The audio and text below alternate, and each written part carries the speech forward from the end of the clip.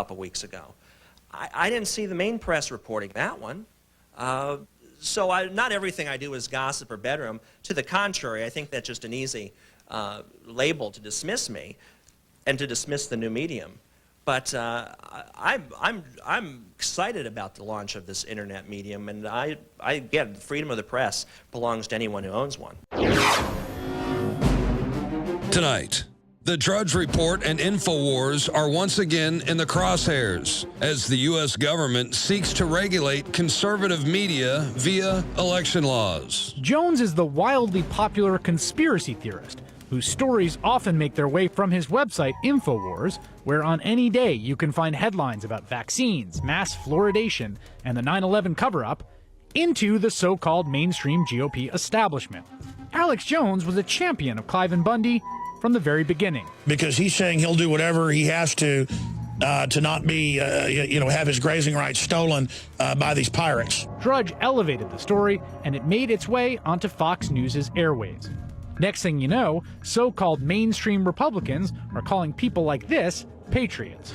The conservative website that's called The Drudge Report pulled out all the stops today to promote a big, new, bombshell video. Today, the leading conservative website's headline was this: Civil War, Senate to go for handguns. I'm an addict. I'm a Drudge addict. Actually, my homepage is actually something else, National Review, but I find myself going to Drudge all the time because as a communications professional, you can tell what's going to come down the pike. If there's a siren on Drudge Report, you're like, oh boy, better go knock on the Oval Office door and let them know what's going to happen.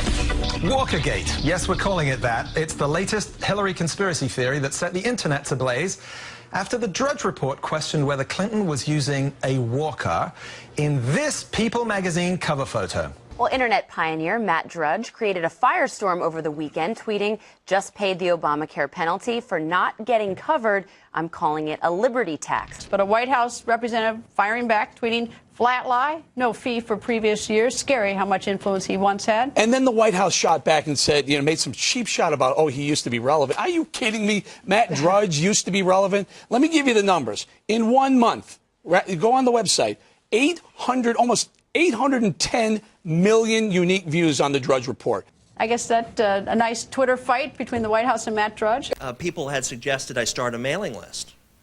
So I collected the emails and set up a list called the Drudge Report. One reader turned into 5, then turned into 100. And faster than you could say I never had sex with that woman, it was 1,000, 5,000, 100,000 people. The ensuing website practically launched itself. Last month I had 6 million visitors, and I currently have a daily average larger than the weekly newsstand sales of Time magazine. Check out these numbers. About 33 million visits in just the last 24 hours alone, almost 900 million in the last month, and get this, over 11 billion in the last year.